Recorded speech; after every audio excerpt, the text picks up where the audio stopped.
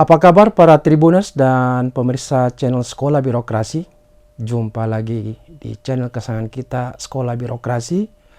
Channel yang secara khusus mengulas berbagai pengetahuan dan pengalaman terkait dengan bagaimana birokrasi mentransformasi diri menjadi mesin pemerintah yang responsif dan adaptif terhadap tuntutan situasi dan kondisi yang ada.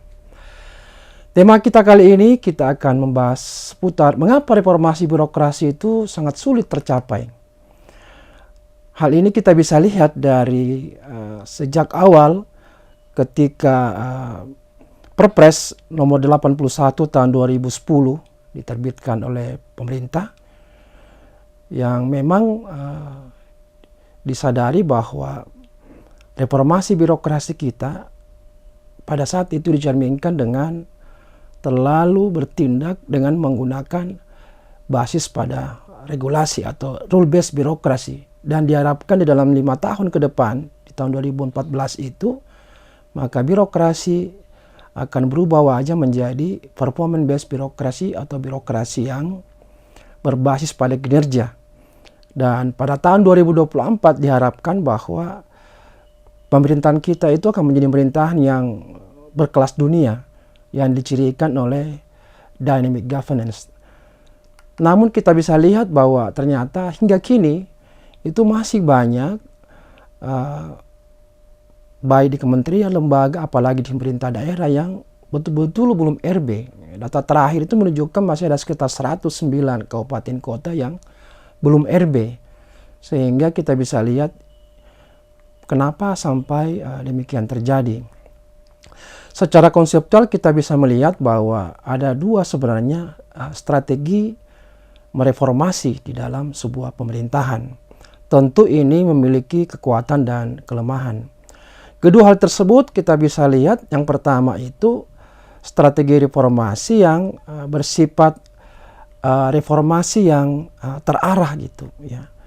Dan ini biasanya reformasinya itu berasal dari luar daripada pemerintah ya. Dan ada juga yang reformasi yang bersifat spontanitas gitu, dan ini memang birokrasi yang didesain dari dalam ya.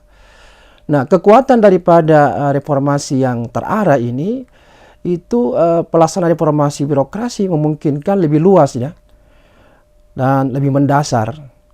Dan ini saya kira sejalan dengan konsep-konsep mengenai reformasi birokrasi yang dikemukakan oleh para ahli. Nah, sementara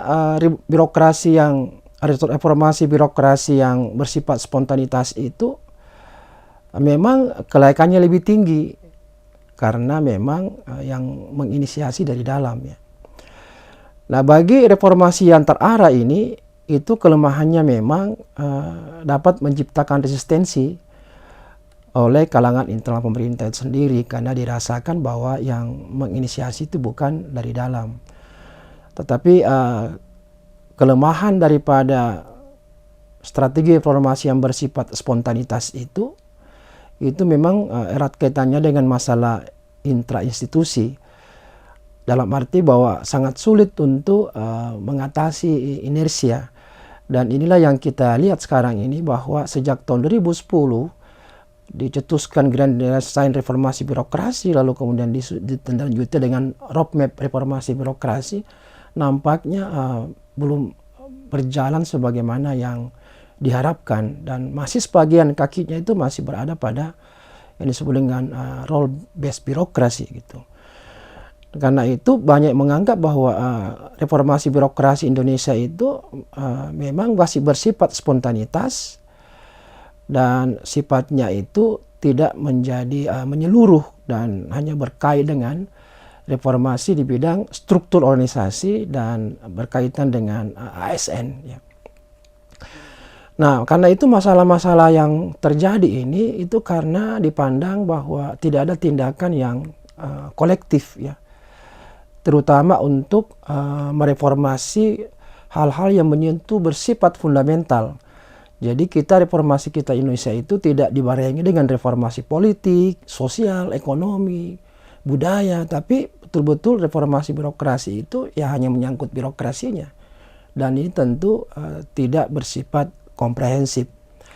Yang kedua saya kira masalah koordinasi ya. Ini juga menjadi masalah terutama bagi pemerintah daerah itu karena di level kementerian yang menjadi leading sektor di dalam reformasi birokrasi itu masih juga terdapat hal-hal yang saling bertolak belakang atau mungkin saling tidak mensupport, akibatnya kurang koordinasi, dan yang menjadi akibatnya itu adalah menerima akibat daripada itulah terutama di pemerintah daerah yang kemudian merasa kebingungan mana yang harus diikuti atau ditindaklanjuti dari berbagai regulasi yang dikeluarkan oleh masing-masing di sektor tersebut. Akibatnya tentu tidak berdampak gitu. Nah, karena seolah-olah memang ada reformasi yang dilakukan, tetapi itu hanya bersifat parsial, sehingga kadang-kadang kita menyebutnya sebagai reformasi yang dianalogikan berlari di atas treadmill. Artinya mengeluarkan banyak energi, berkeringat, lari kencang, tetapi itu hanya berada pada tempat. Dan itu kita bisa ukur dari penilaian reformasi birokrasi yang kita lihat masih berada pada era di mana pertama kali dicetuskan pentingnya reformasi birokrasi.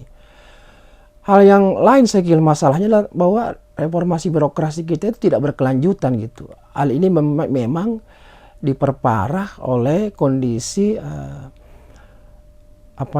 pergantian kepemimpinan ya, baik di nasional maupun di daerah, yang kemudian setiap presiden maupun juga kepala daerah, provinsi, kabupaten, kota itu ketika baru memerintah itu kemudian tidak merupakan reformasi birokrasinya kelanjutan dari apa yang sudah dicapai dan apa-apa yang harus diperbaiki. Nah, ini semua tentu berdampak pada terkesan bahwa reformasi birokrasi kita itu stagnan.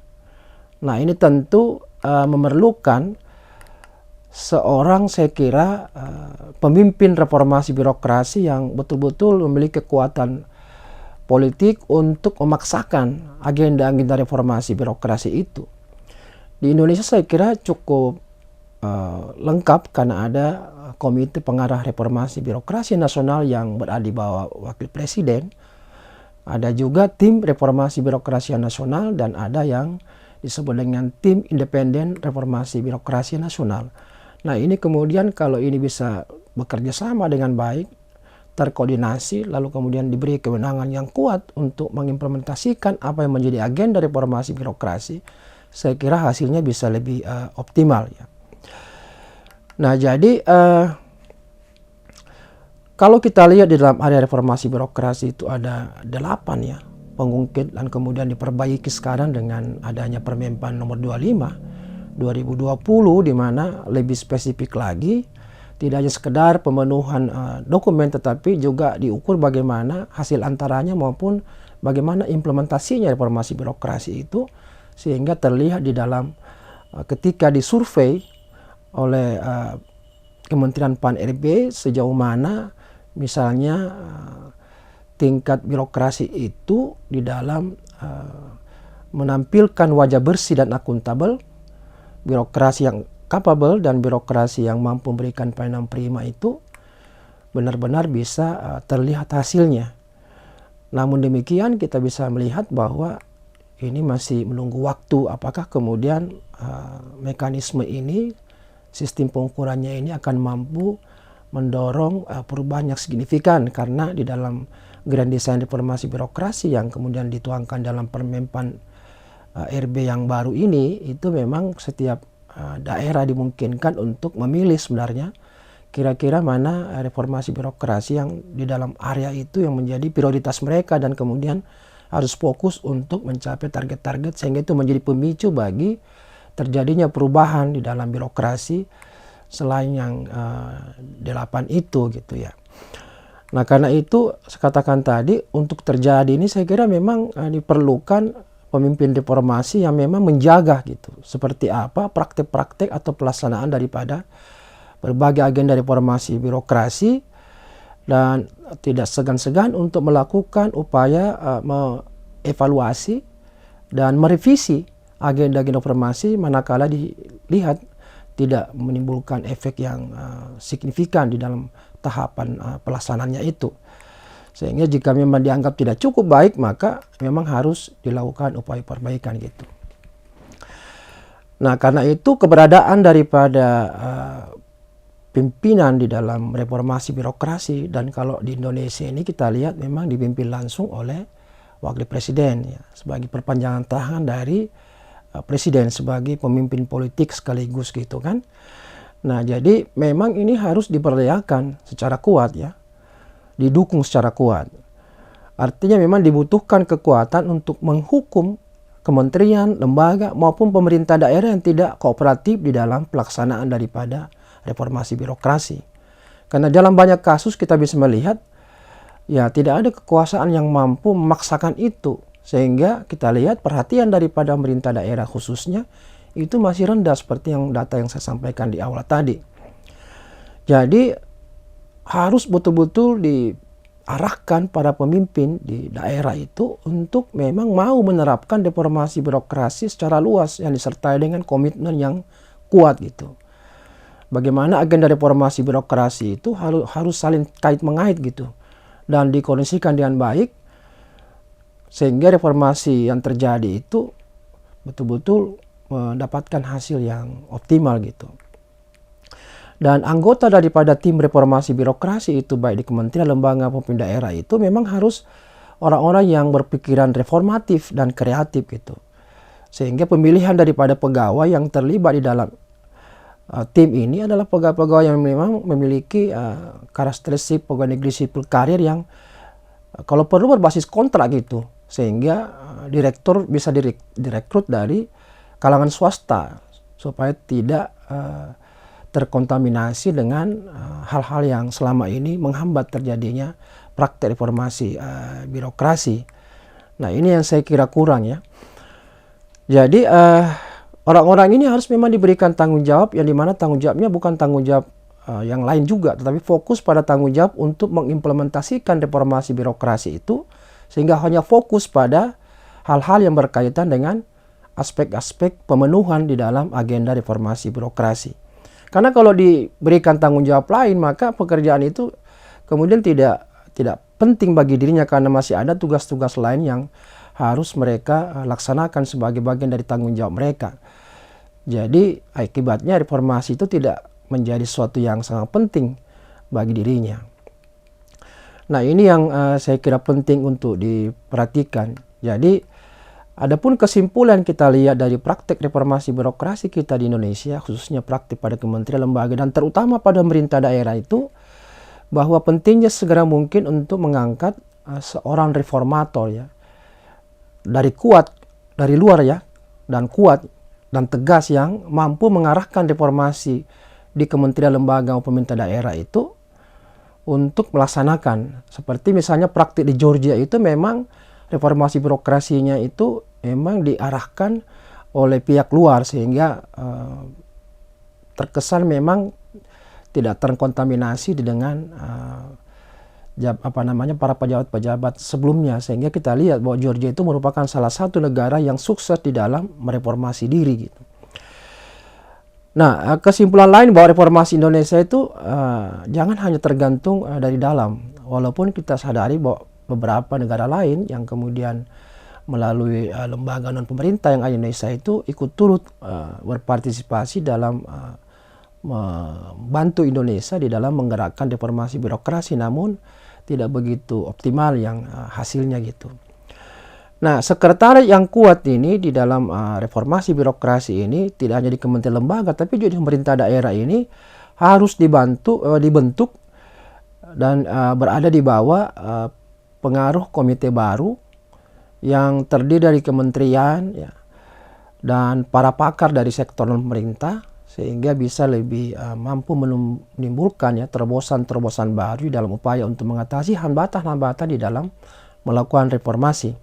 Dan sangat penting untuk membentuk penggerak-penggerak reformasi birokrasi yang benar-benar memang bertujuan untuk mereformasi pemerintahan. Jadi perlu dilakukan inovasi-inovasi di kementerian, lembaga maupun pemerintah daerah untuk tidak hanya bergantung kepada ex officio di mana Sekda sebagai ketua reformasi birokrasi, karena mengingat jabatan dan tanggung jawab sangat besar sehingga cenderung bisa tidak fokus di dalam mengimplementasikan berbagai agenda reformasi. Jadi mungkin perlu inovasi-inovasi di dalam pemerintahan internal mereka itu untuk membentuk tim-tim baru yang memang mampu untuk fokus menerapkan reformasi birokrasi yang disertai dengan kewenangan yang besar gitu. Nah, ini saya kira beberapa hal yang ingin saya sampaikan berkaitan mengapa kemudian reformasi birokrasi itu pelaksanaannya tidak terlalu optimal. Nah, mudah-mudahan ini memberikan manfaat bagi pemirsa.